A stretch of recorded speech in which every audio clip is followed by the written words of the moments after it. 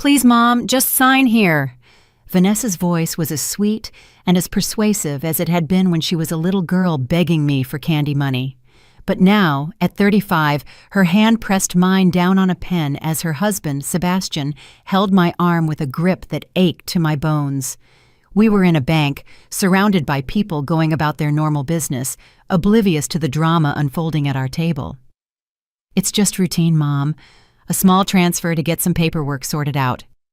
But I knew she was lying. I had seen the documents. It wasn't a small transfer. It was everything. My $50,000 in savings, all that was left after my husband Peter passed away 3 years ago. The bank's air conditioning hummed over our heads, but I felt a hot, sticky wave of panic. The fluorescent lights hurt my eyes, and the sound of the cash counting machines hammered in my temples.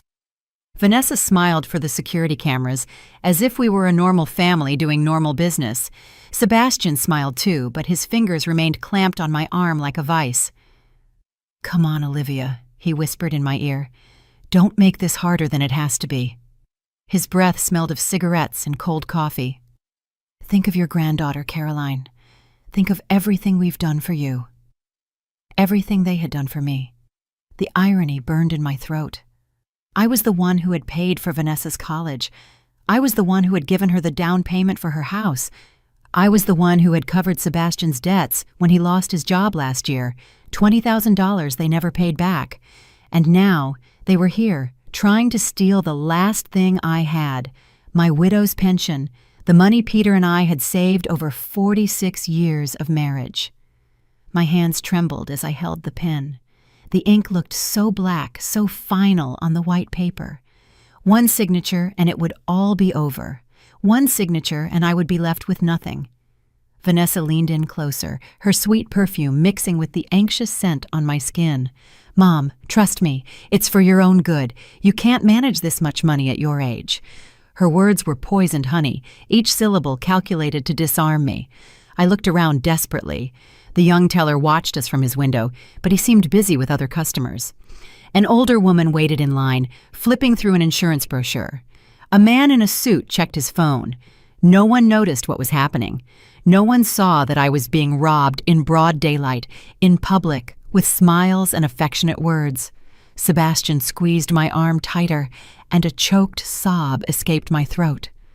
"Shut up," he muttered through a smile. "We don't want to make a scene, do we?" His eyes were cold as ice, and for the first time, I realized this man was capable of anything. Vanessa, my own daughter, the child I had breastfed and raised, sat there and watched her husband hurt me without doing a thing to stop him. The wall clock read 3:15 in the afternoon, a regular Tuesday that had become the worst nightmare of my life. I remembered how I had gotten here. Vanessa had called me that morning, her voice filled with fake urgency. "Mom, we need to go to the bank. There are some papers you have to sign. It's important." She hadn't given me any details.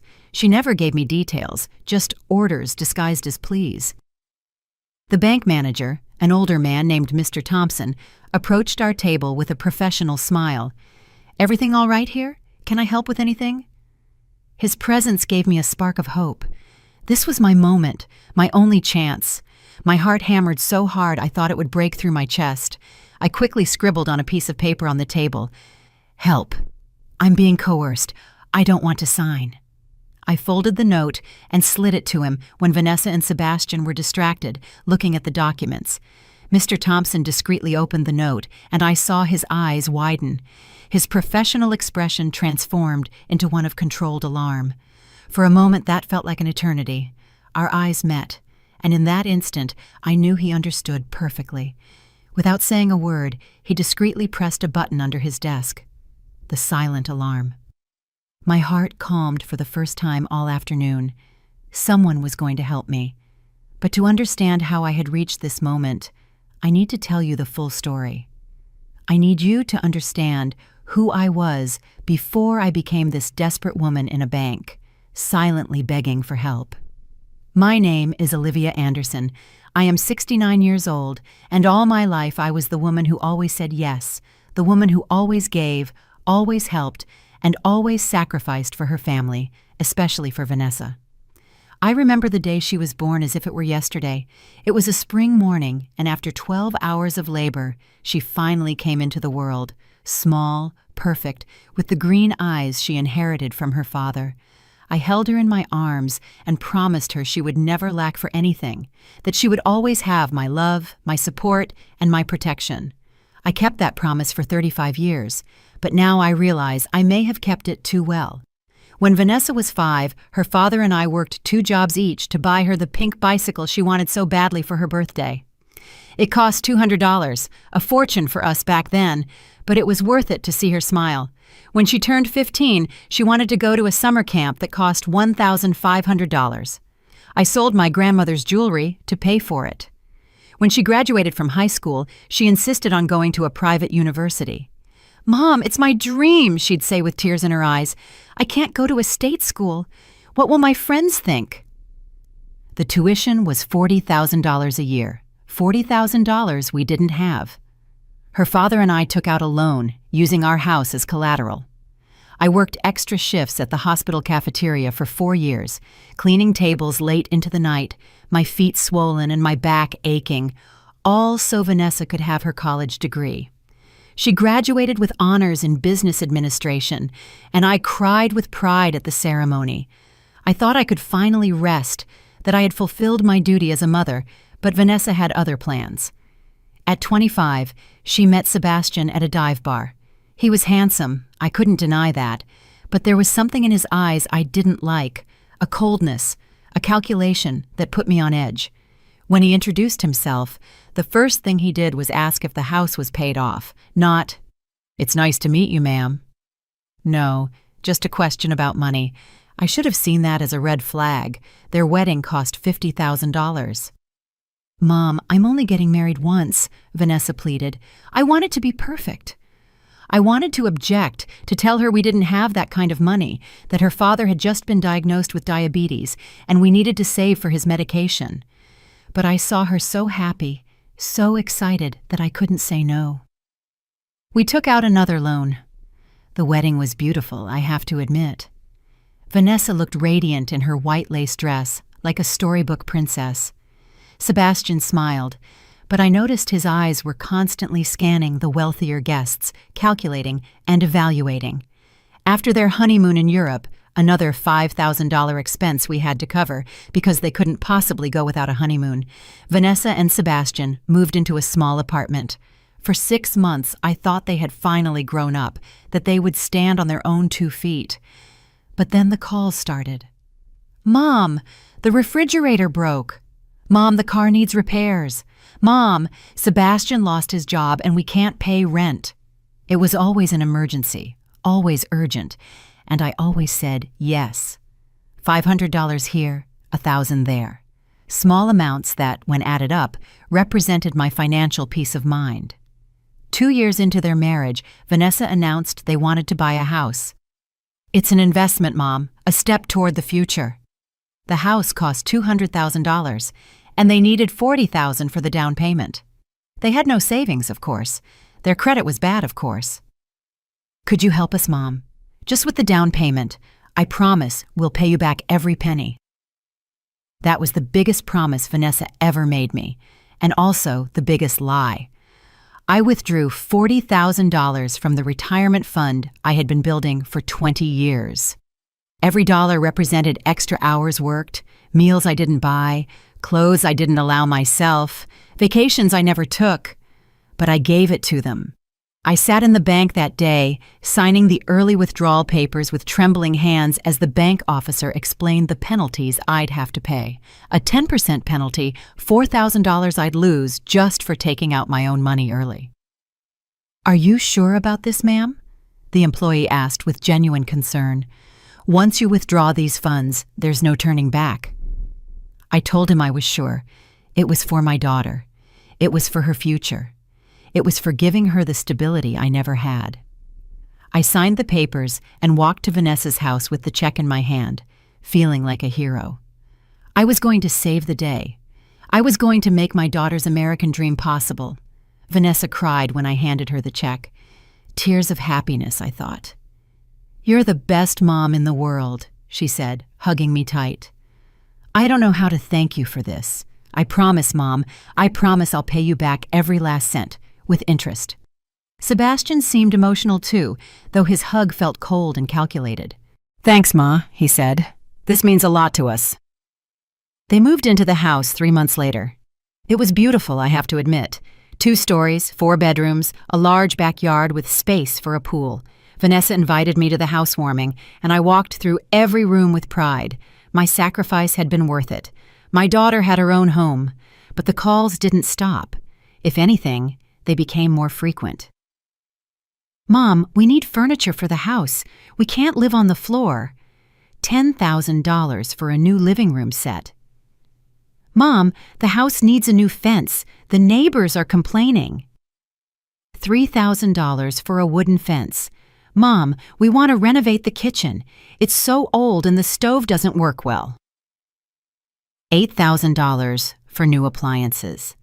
Every time I hesitated, every time I mentioned that I had expenses too, that money didn't grow on trees, Vanessa knew exactly which buttons to push. "Mom, I thought you'd be happy to see us doing well. I thought you'd want your granddaughter to grow up in a nice house."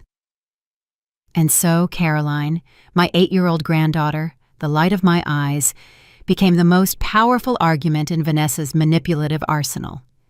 Caroline had been born when Vanessa was 27, and from the moment I saw her, I knew she was different. She had her grandfather's curious eyes and a smile that could melt the hardest heart. But more than that, she had something her mother had lost somewhere along the way: genuine kindness. When Caroline visited me, she would bring me drawings she had made at school, little crayon artworks where I was a giant grandma with huge arms always smiling. "I made you big because your love is big, Grandma," she would explain in her sweet little voice. It was impossible to say no to anything that was for Caroline. Ballet classes, $200 a month. Piano lessons, $300 a month. Summer camp, $2,500. Special clothes for ballet recitals, $500 per outfit. "Caroline has talent, Mom. We can't let her potential go to waste for lack of money." Meanwhile, my own financial situation was deteriorating. Peter had developed complications from his diabetes. His medications cost $400 a month, and insurance only covered a portion. He needed special injections, regular visits to the specialist, and a strict diet that required more expensive foods. I worked double shifts at the hospital. I would come home with my feet bleeding inside my shoes, only to cook, clean, and care for my husband. "Why don't you ask Vanessa for help?" my sister Clara suggested during one of her visits. "You've spent over $100,000 on her in the last 5 years. Surely she can help with some of the medical expenses." But I couldn't ask my daughter for money. It was my job to care for my family, not the other way around. It was my responsibility to be strong, to be the pillar that held everyone up. Peter passed away early one Tuesday morning, 3 years after his diagnosis. I was holding his hand when he took his last breath, and I swear I felt half of my soul leave with him. We had been married for 46 years. He was my partner, my best friend, my accomplice in all the difficult decisions about Vanessa.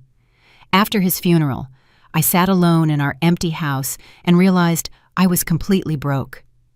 The medical expenses, combined with everything I had given Vanessa, had drained our savings. Peter's life insurance gave me $50,000. It was all I had left to live on for the rest of my days. I deposited it into a savings account and promised myself I would be more careful. I was going to make that money last. I was going to learn to say no. But Vanessa had other plans. 2 months after the funeral, Sebastian lost his job at a construction company. "It was his racist boss's fault," Vanessa explained, crying on the phone. "He fired him for no reason. Now we can't pay the mortgage. Mom, they're going to foreclose on the house. Caroline will have to change schools. She'll lose all her friends." They asked me for $20,000 just to stay afloat until Sebastian found another job. 6 months max. "We'll pay you back with interest. I promise." It was almost half of what I had left, But the thought of Caroline losing her home broke my heart. I gave them the money again. Sebastian found a job 3 months later, but the money never came back. When I asked about it, there was always an excuse. "We're paying off old debts, Mom. We had unexpected expenses with the car. Caroline needed to go to the dentist, and insurance didn't cover everything." And now, here I was in this bank, watching them try to steal the last $30,000 I had left. My daughter, the child I had raised with so much love, was sitting next to her abusive husband, smiling for the cameras as they planned to leave me in absolute poverty. Mr. Thompson returned to our table, accompanied by 2 security guards who tried to look casual, but I could see the tension in their posture. Vanessa and Sebastian hadn't noticed anything yet. They were too focused on the papers, reviewing the numbers over and over like vultures calculating their spoils. "Excuse me," Mr. Thompson said in a calm but firm voice. "I need to review some details of this transaction before we proceed." Sebastian looked up, and for the first time, I saw a flicker of nervousness in his eyes. "What kind of details?" "Everything's in order. Mrs. Anderson wants to transfer the money to her daughter's account. It's a family decision." His hand was still squeezing my arm, but he was doing it more discreetly now, aware that other eyes were watching. "I understand," Mr. Thompson replied, "but bank protocol requires me to verify that all parties involved are acting voluntarily and without external pressure." His words were like a bolt of lightning cutting through the storm of my desperation. He looked directly into my eyes.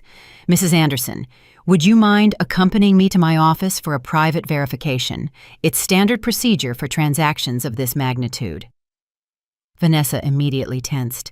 "That's not necessary, sir. My mother has already decided, haven't you, Mom?" Her smile had become forced, artificial, like a mask that was cracking. "We can do everything right here. We don't want to cause you any trouble." But Mr. Thompson was already standing, extending his hand to me. "It's bank policy, ma'am. There are no exceptions." The guards positioned themselves discreetly near our table. "It will only take a few minutes." I stood up, my legs trembling, and for the first time all afternoon, Sebastian had to release my arm. Vanessa grabbed my other hand. "Mom, don't make this difficult. Just sign the papers and let's go home. Caroline is waiting for us."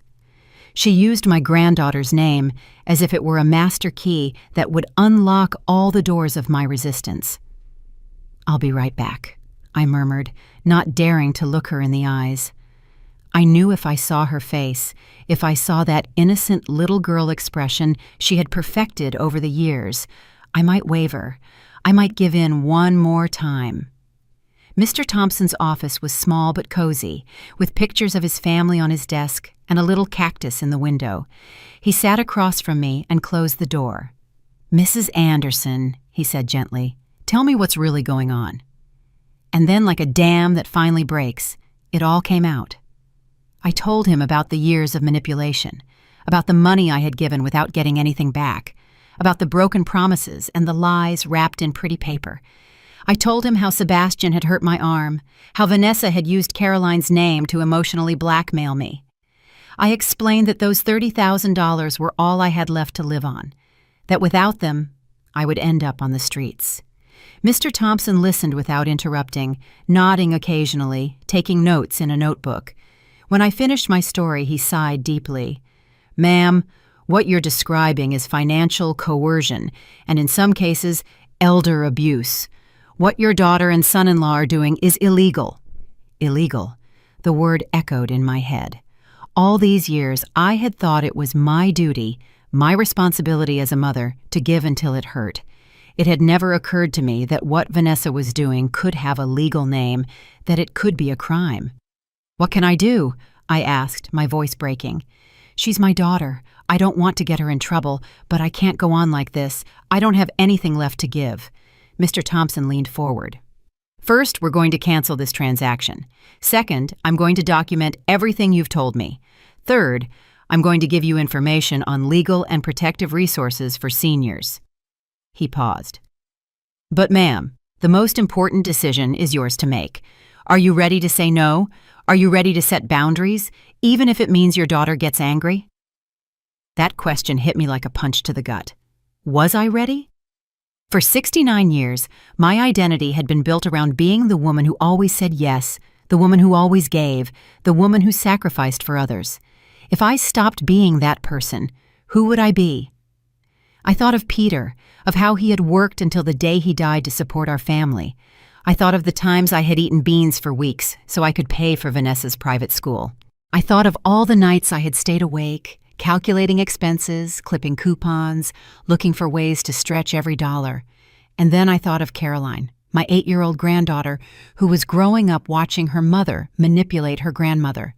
What kind of lessons was she learning? That love could be bought with money? That it was okay to hurt those who love you if you get what you want? That older people were resources to be exploited until they were exhausted? Yes, I said finally, and my voice sounded stronger than I had expected. I'm ready. Mr. Thompson smiled and began to write. All right, we're going to start by putting an alert on all your accounts. No one will be able to make transactions without your physical presence and an additional identity verification. I'm also going to give you the number for a hotline to report elder abuse. As he worked, I looked out his office window. I could see Vanessa and Sebastian in the waiting area. She was pacing back and forth, talking on the phone with agitated gestures. He remained seated, but I could see the tension in his shoulders, the way he was drumming his fingers on the table. They knew something had gone wrong. They knew their plan was falling apart. For the first time in years, I didn't feel guilty about disappointing them. Instead, I felt something I hadn't experienced in a long time: control, power, the ability to make my own decisions without someone else telling me what to do or how to feel about it. Mr. Thompson finished writing and handed me several papers. This is a copy of our incident report. This is the number for the helpline. And this, he handed me a small card, is my direct extension. If they pressure or threaten you again, call me immediately. I took the papers with hands that no longer trembled. What do I do now? How do I explain to them that I'm not going to sign? Tell them the truth, Mr. Thompson replied. That you've decided to keep your money for your own living expenses. You don't have to justify anything else. It's your money, ma'am. You worked for it, you saved it, and you have every right to keep it for yourself. I took a deep breath. It was time to face my daughter. It was time to become a person who could say no. It was time to start living for myself, even if it meant breaking a lifelong pattern. We walked out of the office together. Vanessa immediately approached, her face a mix of anxiety and contained anger. What took so long, Mom? We're going to be late. I looked at my daughter, this 35-year-old woman who had built her entire life on my inability to deny her anything. And for the first time in decades, I said the words that would change everything. I'm not going to sign, Vanessa. I'm not transferring my money. The silence that followed was deafening. Vanessa looked at me as if I had just slapped her, her green eyes shining with a mix of shock and fury I had never seen before. Sebastian got up from his chair so abruptly he almost knocked it over, his fists clenched at his sides. What do you mean you're not going to sign? Vanessa asked in a trembling voice, trying to maintain a fake smile for the bank cameras. Mom, we already talked about this. It's just a temporary transfer. It's not temporary, Vanessa, I replied in a voice I didn't recognize as my own. It was firm, decisive, like that of a woman who had finally found her backbone after years of letting others bend it to their will. And it's not a transfer. It's my retirement money, and I'm keeping it. Sebastian took a step closer, but the security guards immediately moved as well, positioning themselves between us. Olivia, he said in that soft voice he used when he wanted to manipulate me, don't be ridiculous. What are you going to do with all that money? You don't have any big expenses. We can invest it better, make it grow for the whole family. For the whole family? I repeated, and a bitter laugh escaped my throat. Like when you invested the $40,000 for your house down payment, or when you invested the $20,000 I gave you when you lost your job. Tell me, Sebastian, how much of that have you paid back? I saw his mask of fake concern crack. His eyes hardened, revealing the calculating coldness that had always been there, but that I had been too blind to see. Those were gifts, he muttered between gritted teeth. You said they were gifts. I never said that, I retorted, and the words came out of me like boiling water finally finding a crack in the pot.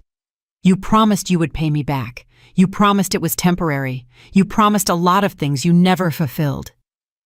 Vanessa started to cry, but these weren't the genuine tears of pain I had seen when she was a child and scraped her knee.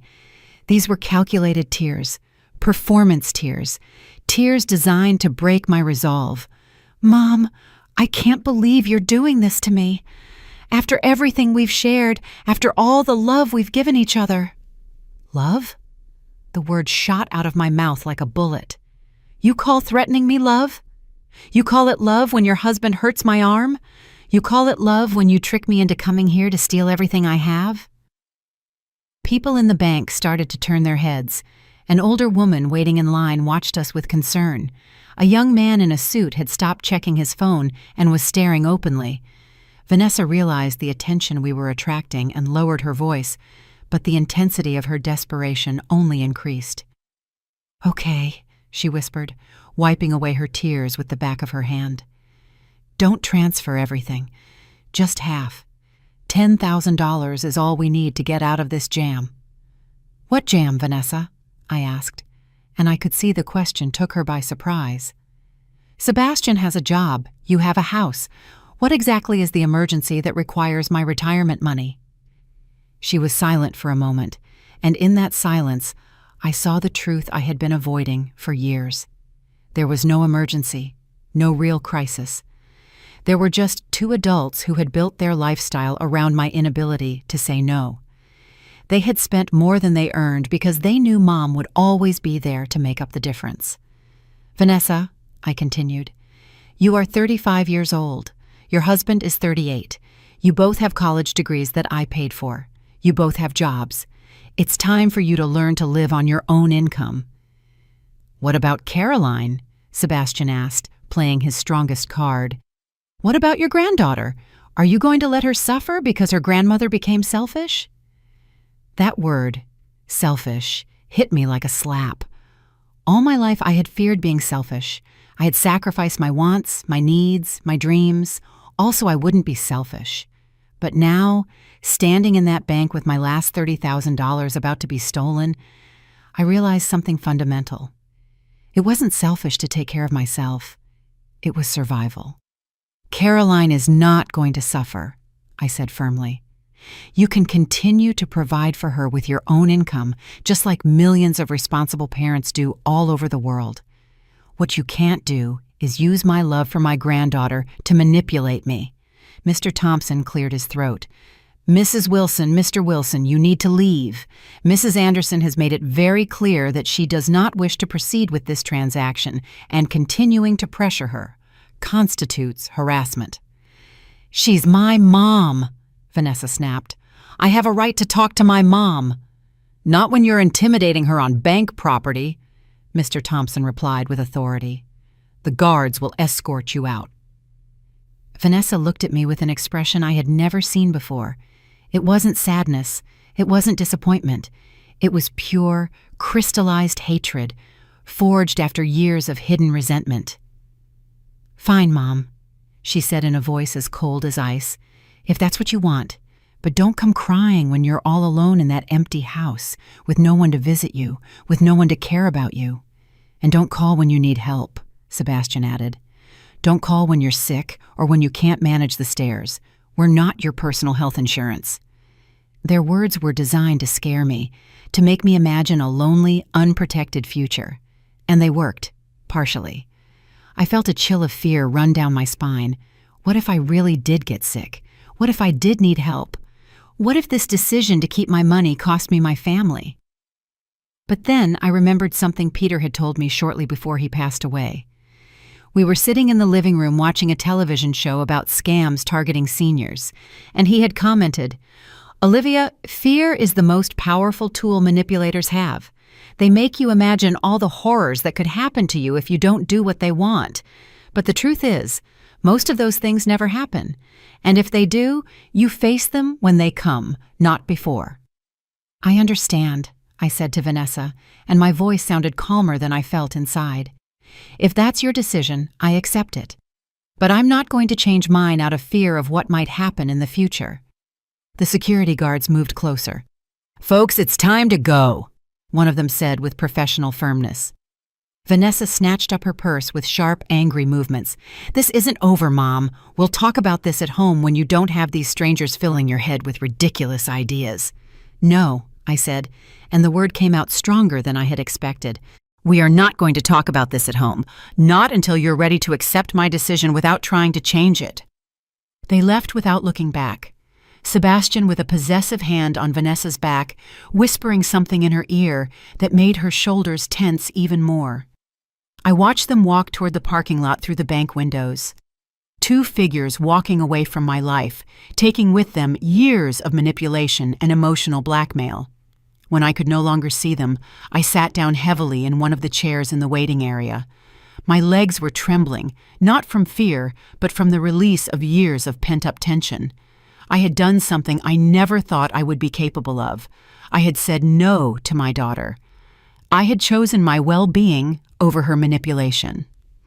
Mr. Thompson came over and sat beside me. "How do you feel?" he asked. I thought about it for a moment before answering. "Scared," I admitted, "but also free, as if I can finally breathe after years of holding my breath." The days that followed were the hardest of my life. Not because I missed Vanessa and Sebastian, but because I had to confront the reality of who I had been for all these years. I sat in my empty living room, surrounded by family photos that now seemed to mock me from their golden frames, and I asked myself questions I had avoided for decades. When had I lost my voice? When had I stopped being Olivia and become simply Vanessa's mom? The calls started that same night. My phone rang every hour, showing Vanessa's name on the screen. I didn't answer any of them. On the second day, the text messages started. "Mom, I know you're mad, but we need to talk."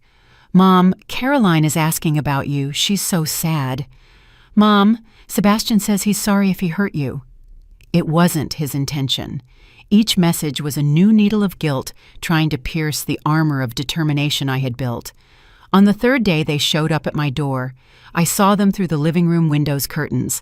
Vanessa, in a yellow dress I knew was my favorite color, Sebastian with his best fake smile, and Caroline holding hands between them. My granddaughter was carrying a drawing, probably another of her portraits of the giant grandma with huge arms. My heart ached to see her, but I didn't open the door.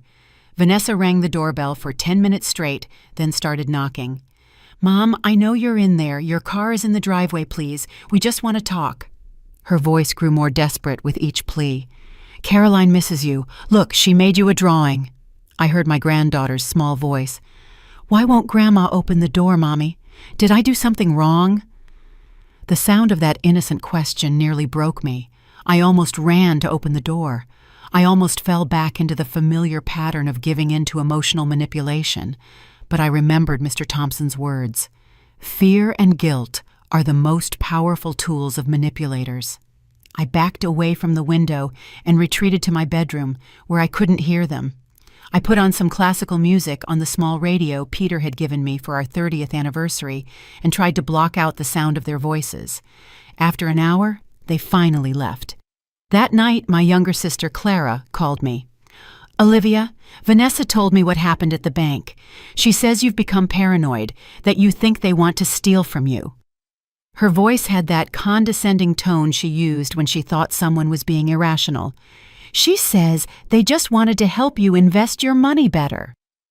"Is that what she told you?" I asked, and I could hear the bitterness in my own voice. "Did she also tell you her husband hurt my arm? Did she tell you I had to pass a secret note to the bank manager asking for help?" Clara was silent for a moment. "He really hurt you?" "He really hurt me." And Vanessa saw it and did nothing to stop him.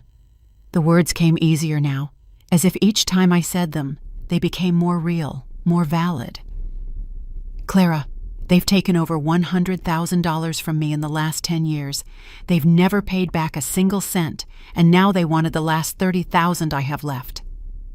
"But Olivia," Clara said gently, "she's your daughter. Families help each other out." "Families do help each other out," I agreed. But this wasn't help. This was exploitation. There's a difference between helping out occasionally and being treated like a personal ATM. After hanging up with my sister, I realized that even the people who loved me didn't fully understand what I had been through. They had seen the money transfers, but they hadn't seen the emotional manipulation. They had seen the generous gifts, but they hadn't seen the veiled threats when I hesitated. It was impossible to explain years of subtle abuse to someone who had only seen the surface. On the fourth day, Caroline showed up at my door alone. My heart stopped when I saw her through the window in her school uniform and with her pink backpack, standing on my porch as if nothing had changed. This time I did open the door because I knew an 8-year-old girl wasn't responsible for her parents' manipulations. "Hi, Grandma," she said with that smile that could light up entire cities. "Mommy says you're mad at us, but I didn't do anything wrong, did I?" I knelt down to her level, swallowing the tears that threatened to fall. "No, my love, you didn't do anything wrong. Grandma isn't mad at you." "Then why haven't you come to visit? Why don't you answer the phone when Mommy calls from home?" Her green eyes, so much like Vanessa's, but filled with genuine innocence, watched me with confusion. "Caroline," I said, choosing my words carefully. "Sometimes adults have problems they need to work out, but that doesn't mean Grandma doesn't love you. I will always love you, no matter what. Can I come in? I made you a new drawing." She held up a sheet of paper she had been holding against her chest. I let her in and we sat in the living room while she explained her drawing. It was like all the others. I was a giant figure with huge arms, but this time something was different. Instead of smiling, the grandma in the drawing looked sad. "Why is Grandma sad in your drawing?" I asked her. "Because Mommy says you're sad. She says some bad men at the bank told you things that confused you." Caroline looked at me with those serious eyes that seemed too old for her face. "Is it true there are bad men, Grandma?" I realized Vanessa had already begun to construct her version of events, painting me as a confused victim manipulated by strangers. It was clever, I had to admit. By telling this version to Caroline, she not only controlled the narrative, but also prepared the ground for future manipulation attempts. "There are no bad men, Caroline," I said firmly. "The men at the bank are good. They helped me when I needed help."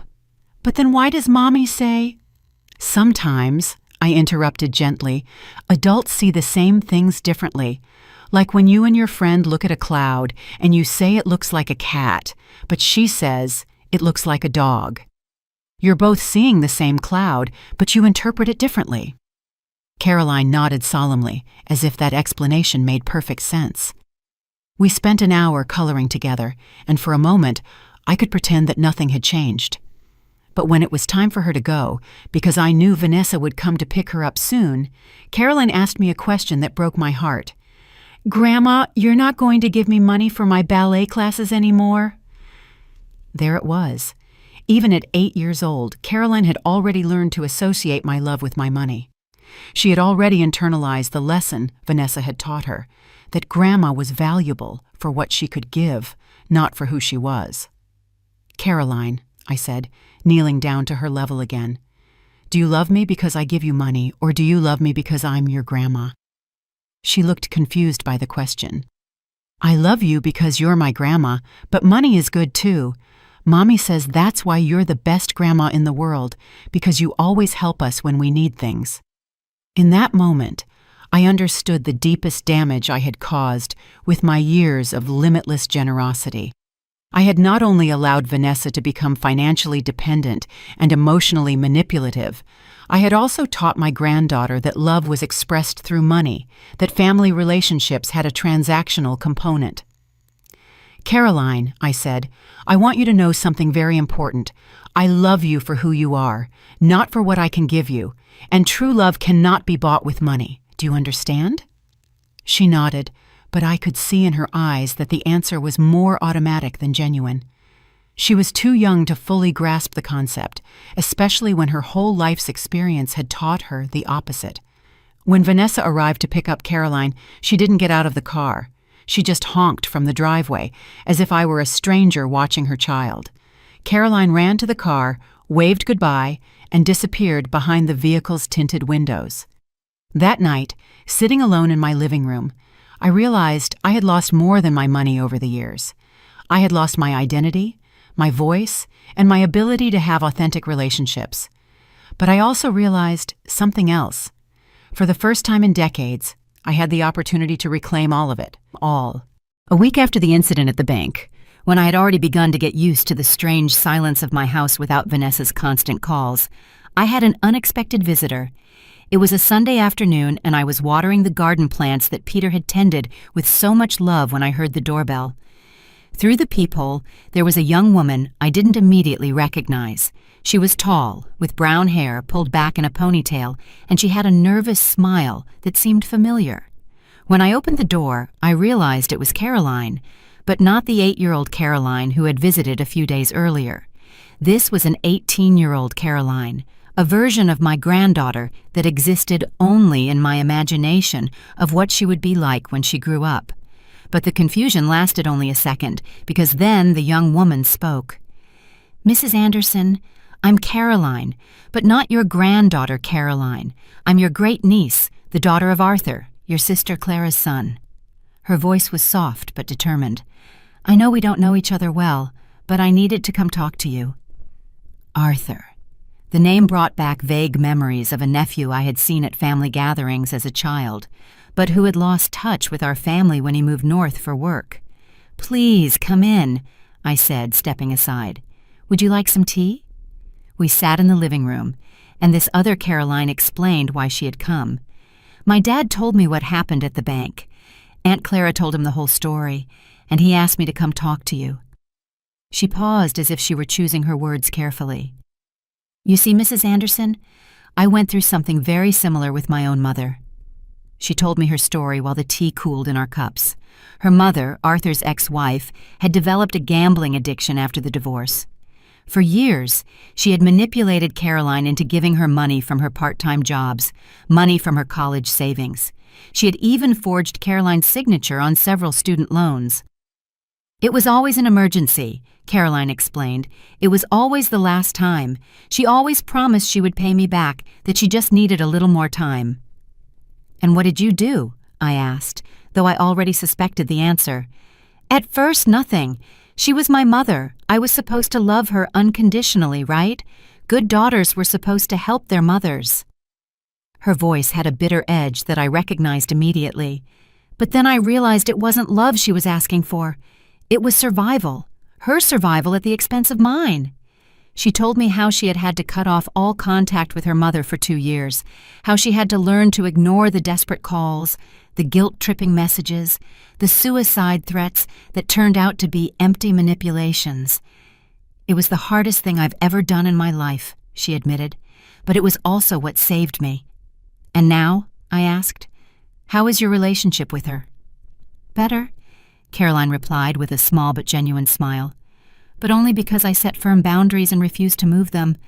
We have a relationship now, but it's an honest relationship. She knows she can't ask me for money. She knows if she lies or manipulates, I'll disappear again.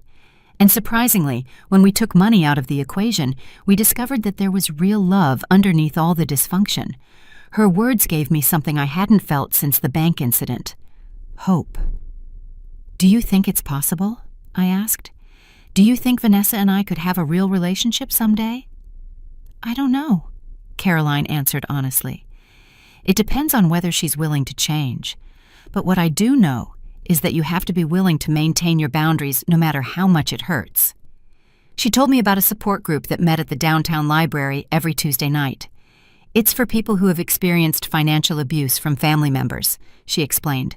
"At first, I thought it was ridiculous. I didn't see myself as a victim of abuse. But when I went, I realized there were dozens of people just like us, parents, grandparents, siblings, all of whom had been manipulated by family members who knew exactly which buttons to push." Before she left, Caroline gave me a long, warm hug. "Mrs. Anderson, what you did at that bank was incredibly brave. Don't let anyone make you feel guilty for taking care of yourself." That week flew by. For the first time in years, I started doing things just for me. I read books I had wanted to read for decades but had never had time for. I walked in the park where Peter and I used to stroll on Sunday mornings. I cooked meals that I liked, not the ones I knew Vanessa liked when she came to visit. On Tuesday night, I decided to go to the support group. The library was quiet, and in a small room in the back, I found 12 people sitting in a circle. There were men and women of all ages, but most were over 50. The facilitator, a woman named Sandra, greeted me warmly and told me to introduce myself only if I felt comfortable doing so. I listened to story after story that resonated with mine. A 70-year-old woman whose son had stolen $100,000 by forging checks. A 60-year-old man who had mortgaged his house 3 times to cover his brother's gambling debts. A woman my age whose daughter had convinced her to put the house in her name, only to discover later that she had sold it without telling her. When it was my turn to speak, the words came out like a river finally finding the sea.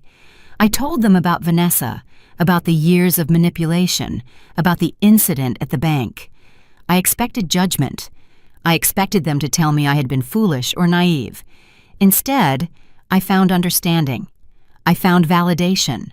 I found people who had lived through the exact same thing. Financial abuse by family members is one of the hardest types of abuse to recognize, Sandra explained after I finished, because it's wrapped in love, in family obligation, in guilt. The abusers know exactly what to say to make us feel like we're the ones being unreasonable. A woman named Eleanor, who had been in the group for 2 years, gave me the most valuable advice.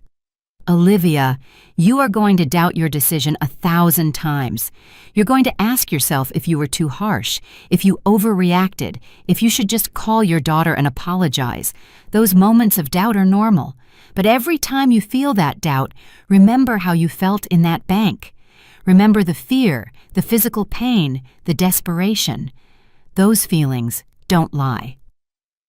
When I got home that night, there were 3 voicemails from Vanessa on my answering machine.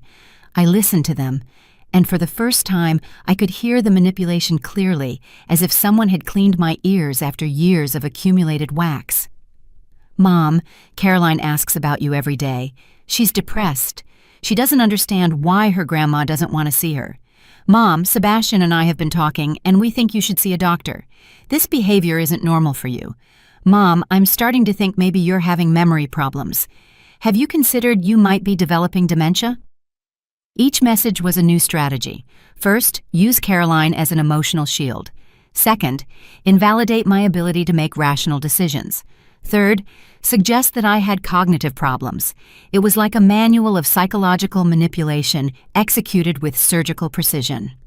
I deleted the messages without calling her back. The next day, while I was making breakfast, the phone rang. A number I didn't recognize appeared on the screen, so I answered, thinking it might be important. Grandma? It was my granddaughter Caroline, the 8-year-old, the real Caroline. Mommy borrowed her work phone to call you. She says you don't answer when we call from home anymore. My heart raced. Hello, my love. How are you? I'm good, but I miss you a lot. When are you going to come visit us? When are we going to go to the park together like we used to? Her small voice was filled with genuine sadness, and I felt my resolve begin to waver. Caroline, I said, choosing my words carefully.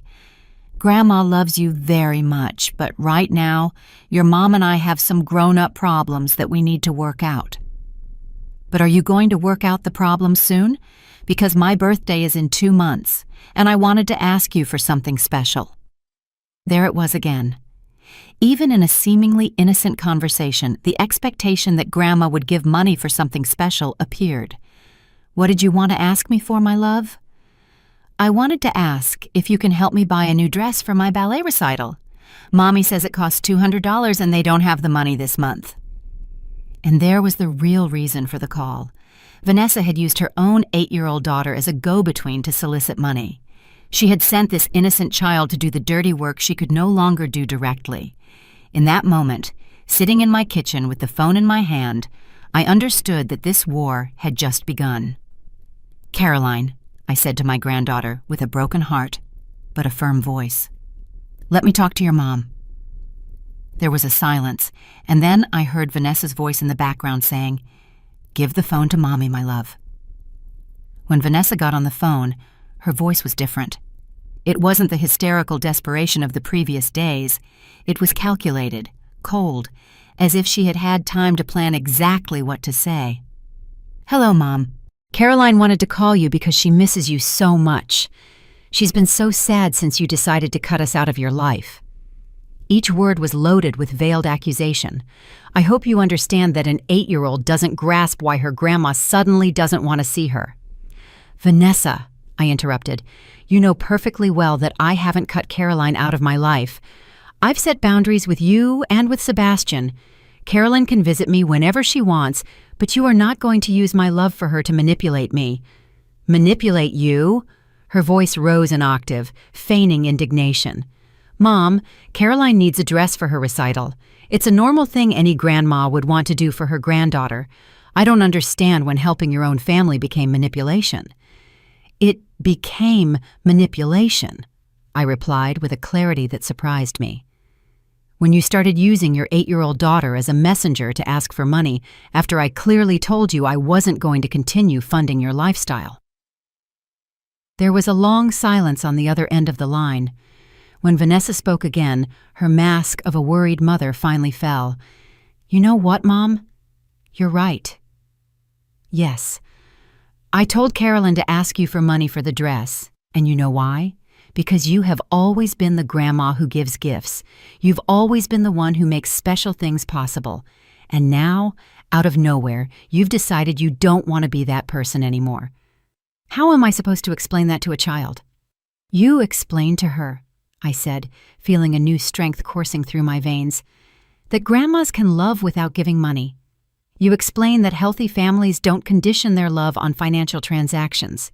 You explain that you, her parents, are responsible for covering her needs." "Her needs?" Vanessa laughed, but it was a bitter laugh, full of resentment.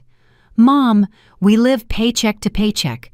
Sebastian earns enough to cover the basics, but the extra things, the things that make Caroline's childhood special, have always depended on you, and you knew it. You liked being the hero, the savior, the one who made dreams possible." Her words hit me like a slap because there was some truth in them. For years, I had found my purpose, my self-worth, in solving their financial problems. I had felt proud when Vanessa introduced me to her friends, saying, "My mom is always there for us." I had enjoyed being seen as generous, as successful, as the matriarch who could solve any crisis with a check. "You're right," I admitted, and I could feel Vanessa's surprise at my answer. "I liked being the hero. I liked feeling like I was needed, that I was valuable to you." "But Vanessa, do you realize what that did to both of us? It turned you into someone who can't solve her own problems without begging for money, and it turned me into someone who didn't feel loved unless I was giving." "Don't say that," Vanessa murmured, but there was less conviction in her voice. "It's the truth, my daughter, and the worst part is, we're teaching the same thing to Caroline. She's growing up thinking that family love comes with a price, that relationships are maintained through financial transactions." There was another silence, and then Vanessa said something that broke my heart. "So what am I supposed to do now, Mom? How am I going to pay for the dress? How am I going to explain to Caroline that she can't be in the recital because we don't have the money?" For the first time in our conversation, I heard genuine vulnerability in her voice. It wasn't manipulation. It was the genuine fear of a mother who didn't know how to meet her daughter's expectations. And in that moment, I understood that Vanessa wasn't just a calculating manipulator. She was also a woman who had developed such a strong financial dependency that she genuinely didn't know how to function without my support.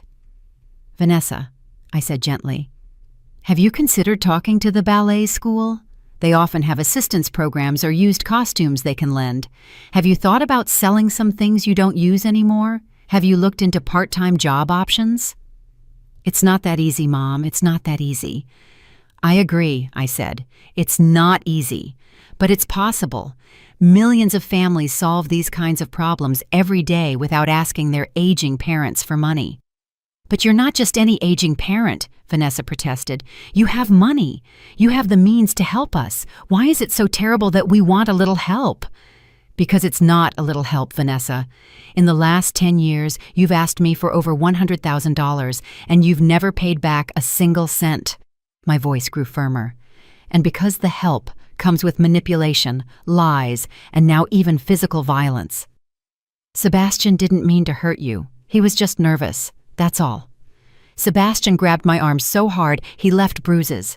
And you saw it and did nothing to stop him. The image of that moment in the bank returned to my mind with crystal clarity. Your husband was willing to physically hurt me to get my money, and you were okay with that. I wasn't okay with it. Your silence was agreement, Vanessa. Your inaction was complicity. The conversation continued for another 20 minutes, but it was as if we were speaking different languages. Vanessa saw my boundaries as selfishness. I saw her persistence as abuse. She saw my years of generosity as evidence that I should continue to give. I saw them as evidence that I had allowed a toxic dynamic to develop. When we finally hung up without having resolved anything, I sat in my kitchen feeling a mixture of sadness and relief. Sadness because I realized that maybe there was no way to fix our relationship without one of us completely changing. Relief because for the first time, I had been able to articulate my feelings without giving in to guilt or manipulation. That afternoon, I decided to do something I hadn't done in years. I went for a walk downtown by myself. I passed by stores I had always wanted to visit, but never had time for. I went into a bookstore and bought 3 novels that had been recommended to me in the support group. I stopped at a coffee shop and ordered an expensive dessert just because I felt like it. As I sat in the coffee shop savoring a piece of chocolate cake that I had ordered without calculating how much it cost, or whether I should save the money, I realized something revolutionary. I could spend money on myself without feeling guilty. I could make decisions about my own life without asking permission or justifying myself to anyone. For the first time in decades, I felt free. That night, as I read one of my new novels in the living room with a cup of hot tea, the phone rang. It was a number I didn't recognize, so I let it go to voicemail. But then I heard a voice that made me get up immediately to answer. "Grandma, it's Caroline, the big Caroline, your great niece. I wanted to ask you how the support group went, and I also wanted to invite you to dinner on Saturday. My dad is cooking, and I think he would like to get to know you better." For the first time in weeks, I smiled genuinely. I had lost a toxic relationship with my daughter, but I had gained something I didn't know existed, an authentic connection with family who valued me for who I was, not for what I could give.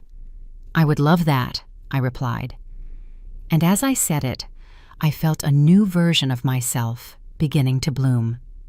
6 months after the incident at the bank, I woke up in a room I didn't recognize for a moment. The curtains were different. The light came in at a different angle, and the air smelled of jasmine instead of the stale perfume of sadness that had permeated my house for so many years. Then I remembered. I was in Tuscany, in a small bed and breakfast I had booked for my 2-week trip to Italy.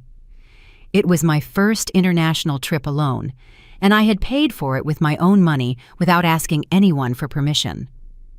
The trip had been the idea of Caroline, my great niece, who had become a constant and healing presence in my new life. "Mrs. Anderson," she had said to me during one of our weekly dinners, "you've spent 69 years living for others. It's time for you to live for yourself." She had pulled out her laptop and shown me photos of small Italian towns, of flower-filled markets, of vineyards that stretched to the horizon. "Wouldn't you like to see the world with your own eyes?" At first, the idea had seemed ridiculous. Women like me didn't travel alone in Europe. Women like me stayed home, taking care of others, waiting for life to be generous with them instead of being generous with themselves. But then I remembered something I had learned in the support group. Limiting beliefs are chains we put on ourselves. So, I booked the trip. I got a passport for the first time in my life. I bought new luggage and comfortable walking clothes. And when Vanessa found out, she called me furious. "You're spending your retirement money on a trip to Europe?" she had screamed into the phone.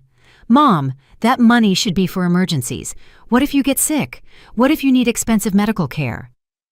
Vanessa, I had replied, with a calmness that surprised even myself.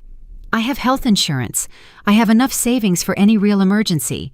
And after 40 years of working and saving, I deserve to spend some money on my own happiness.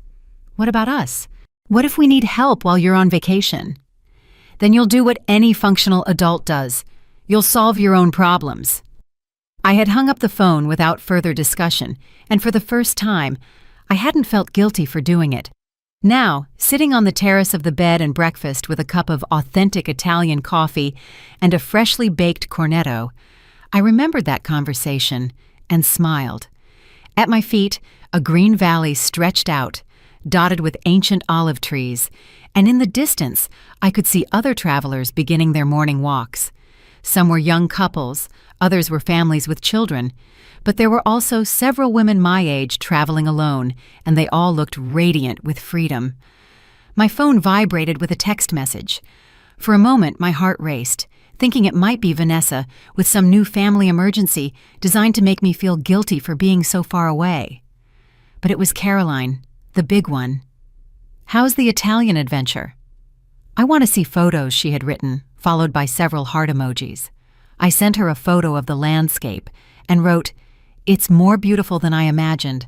I feel like a completely new person." Her reply came immediately. "You know what? I don't think you're a new person.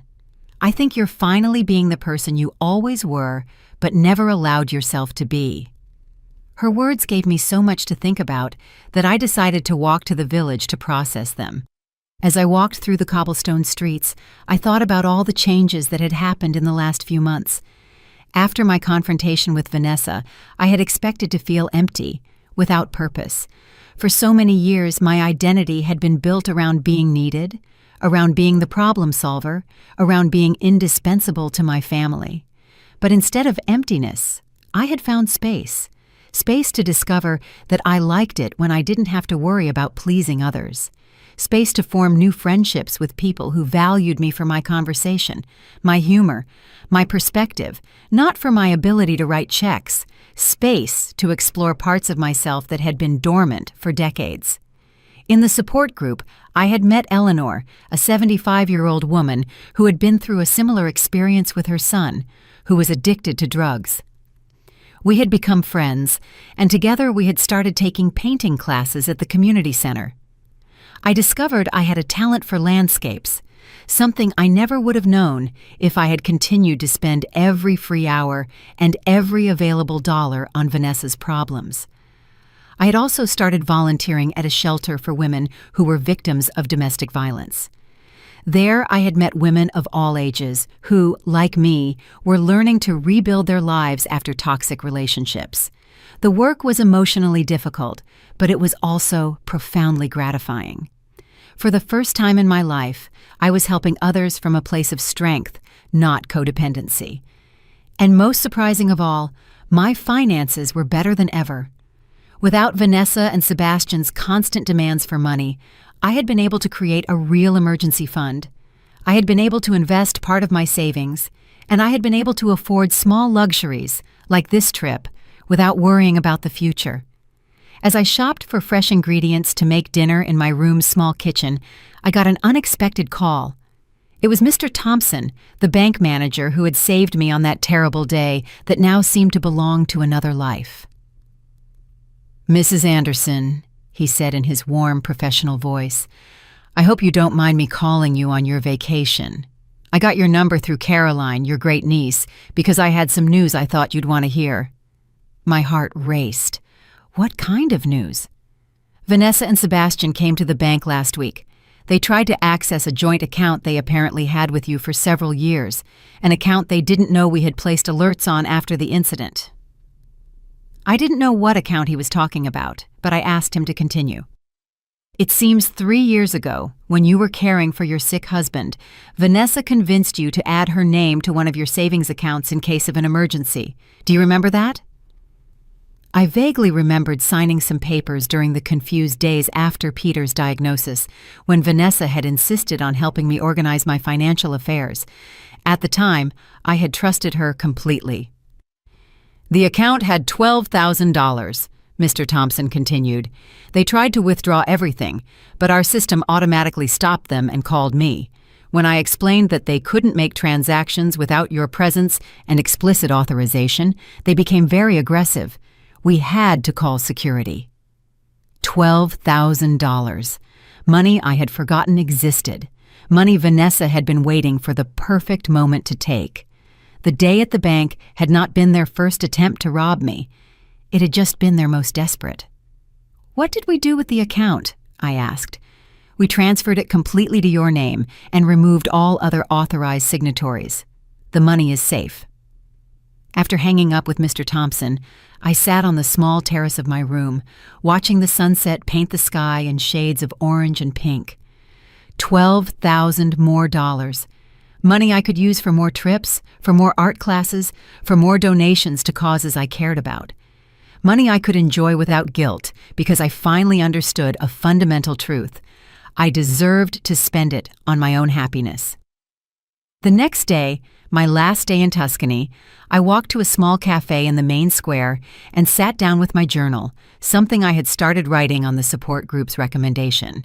In its pages, I wrote the words that would mark the end of one era and the beginning of another. Today, I don't need permission to live. I don't need to justify my happiness or apologize for taking care of myself. I spent 69 years paying to be loved, but I have discovered that true love is priceless. And more importantly, I have learned to love myself. I closed the journal and looked around. The sun shone on the ancient stones. Tourists laughed in languages I didn't understand, and I was exactly where I wanted to be, free, at peace, and finally living for myself. It wasn't revenge. It was liberation.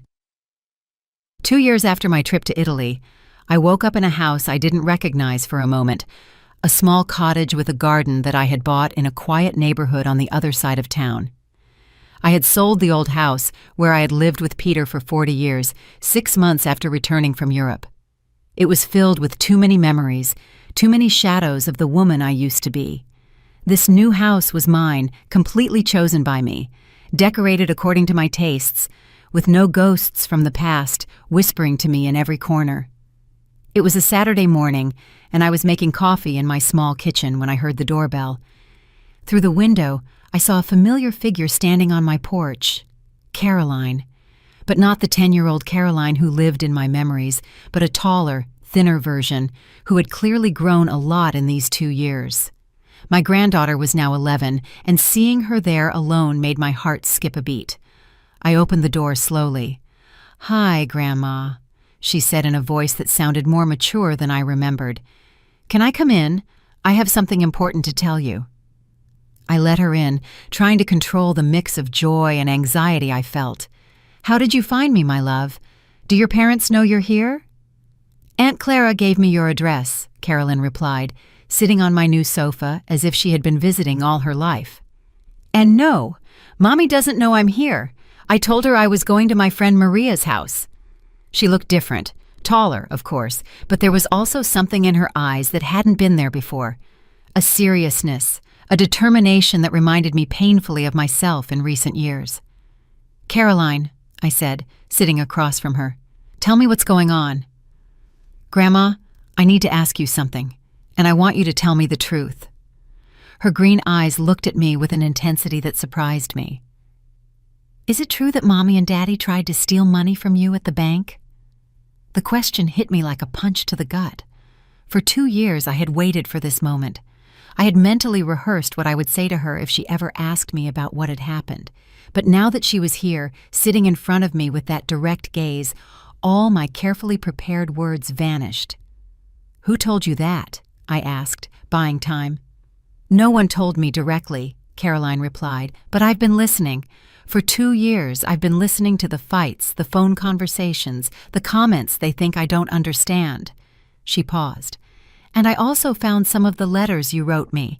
Mommy had hidden them in her closet." My letters. I had written them religiously for 2 years, one every month, explaining in simple words that I loved her, that the problems between the adults were not her fault. I never knew if Vanessa had given them to her. "What did the letters say, Caroline?" They said you loved me. They said it wasn't my fault we didn't see each other. They said you hoped that someday we could be together again."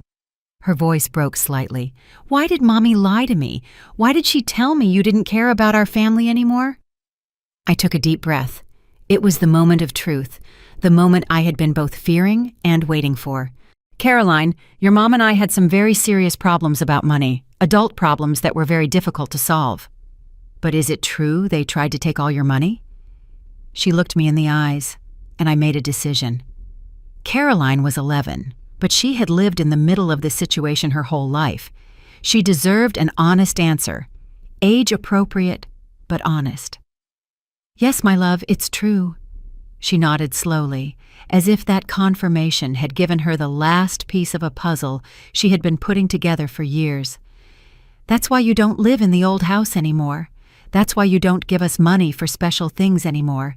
That's why Mommy always gets sad and angry when someone mentions your name." "How do you feel knowing this?" I asked gently. Caroline thought for a moment. "Confused," she finally admitted.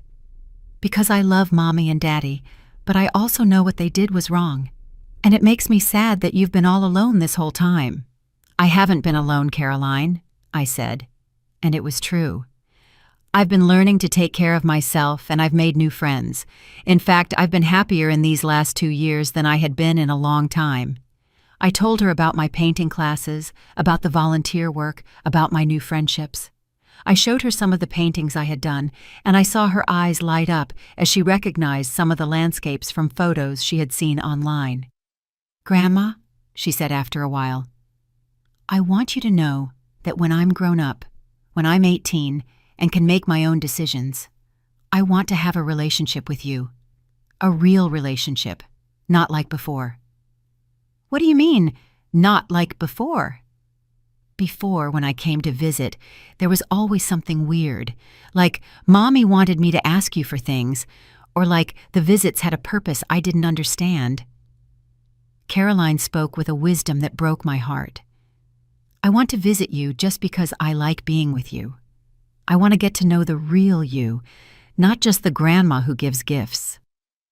We hugged for a long time, and in that hug, I felt something I hadn't felt in years, genuine hope for the future of our relationship. Caroline stayed for 2 more hours. We walked through my new garden where I showed her the flowers I had planted and the herbs I was growing.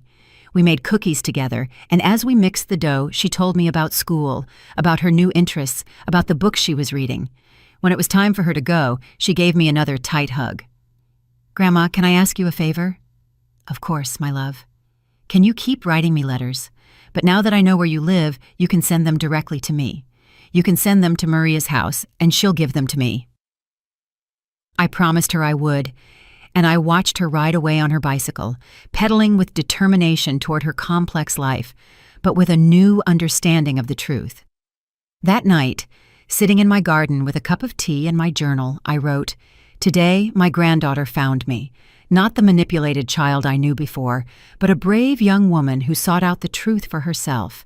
In her, I see hope that real love can survive lies, that authentic relationships can flourish even after years of toxicity."